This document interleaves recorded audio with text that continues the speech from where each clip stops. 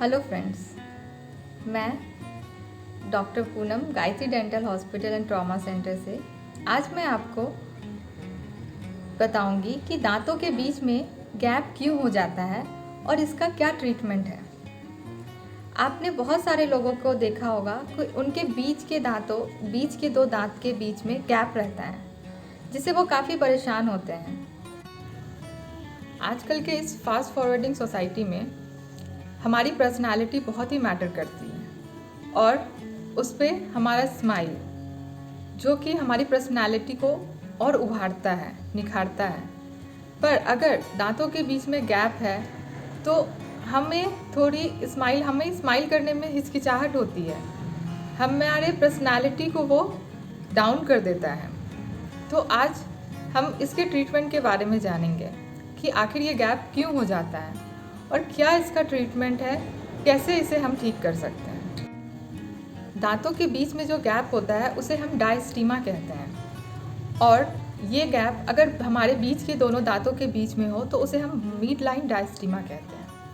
आइए तो अब हम जानते हैं कि आखिर ये गैप क्यों हो जाता है, क्या क्या कारण है जिसके कारण से ये गैप हो जाता है। पहला, आपके दांत और आपके बोन का बड़ा या छोटा होना, उसमें तालमेल नहीं होना, इस कारण से गैप हो सकता है। दूसरा, यदि आपका कोई दांत मिसिंग हो तो ये गैप बढ़ सकता है। हो सकता है कि आपको इसके बारे में मालूम नहीं हो कि आपका कोई दांत मिसिंग है। उसके बाद फ्रीनम अटैचमेंट।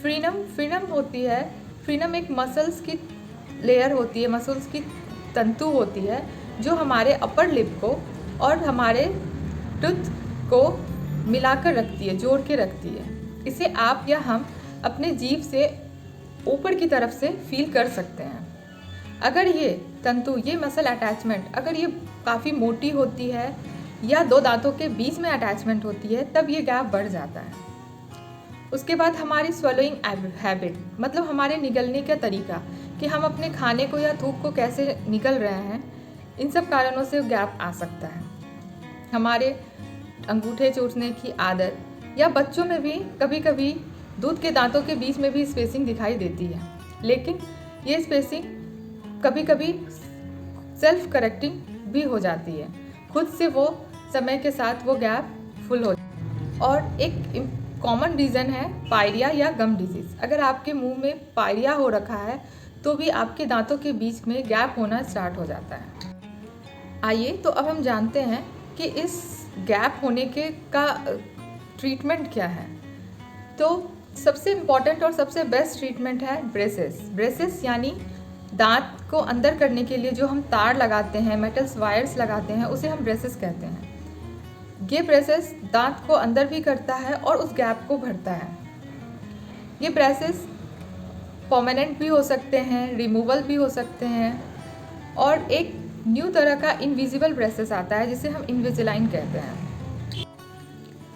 उसके बाद नेक्स्ट ट्रीटमेंट में हम दांतों के बीच के गैप को फीलिंग कर देते हैं।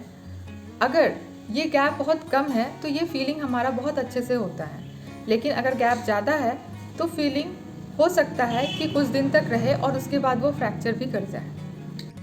उसके बाद लैमिनेट्स या वीनियर एक तरह का मटेरियल होता है जो लैब में बनता है। इसे हम दांतों को थोड़ा थोड़ा कटिंग करके उसके ऊपर लगाते हैं। उसके बाद क्राउन, ब्रिज या कैप, इसमें से कोई भी चीज़ हम लगा सकते हैं ताकि हमारा वो गैप भर जाए। इसमें दो तरह के क्राउन्स आते हैं, एक PFM और एक जिरकोनिया। जो बेस्ट होता है वो है जिरकोनिया। और उसके बाद हम सर्जिकल प्रोसेस के द्वारा उस तंतु को हटा सकते हैं, यानी उस फ्रेनम अटैचमेंट को हटा सकते हैं, जिसे हम फ्रेनेक्टमी कहते हैं या रिमूवल ऑफ फ्रीनम कहते हैं। इस केस में हम जो हमारे दांतों के बीच तंतु जुड़ा है उसे हम काट कर रिमूव कर देते हैं ताकि वो दांत के बीच में हमारा कोई गैप ना रहे। इसके बाद कभी कभी हम ब्रेसेस या ऑर्थोडोंटिक ट्रीटमेंट लगाने से पहले भी ये फ्रीनम रिमूव करते हैं, या कभी कभी हम इस फ्रीनम को बाद में यानी कि फ्रीनम को ऑर्थोडोंटिक ट्रीटमेंट के बाद रिमूव करते हैं और उसके बाद उसमें रिमूवल या रिटेनर्स दे देते हैं ताकि ये दांत का गैप हमारा परमानेंटली भर जाए। ये एक बेस्ट सोल्यूशन है। अगर आपके दांत के बीच का गैप बहुत ज़्यादा हो रखा है तो उस केस में आपको इसे सर्जिकली रिमूव करा लेना चाहिए। ये एक पेनलेस प्रोसीजर है। आपको बता दें कि ये सारे ट्रीटमेंट ऑप्शन डॉक्टर आपके दांतों के बीच के गैप को देखकर बताते हैं कि कौन सा ट्रीटमेंट आपके लिए बेस्ट है और लॉन्ग लास्टिंग है। आपको आज के टॉपिक से अगर कोई भी क्वेरीज हो, कोई भी क्वेश्चन हो तो आप मुझे ज़रूर कमेंट करें। और आपको आज का वीडियो कैसा लगा? अच्छा लगा तो इसे लाइक कीजिए, शेयर कीजिए, को सब्सक्राइब कीजिए और बेल आइकन ज़रूर दबाएं ताकि आपको नए वीडियोस का नोटिफिकेशन मिलता रहे। Thank you. Stay safe and stay healthy.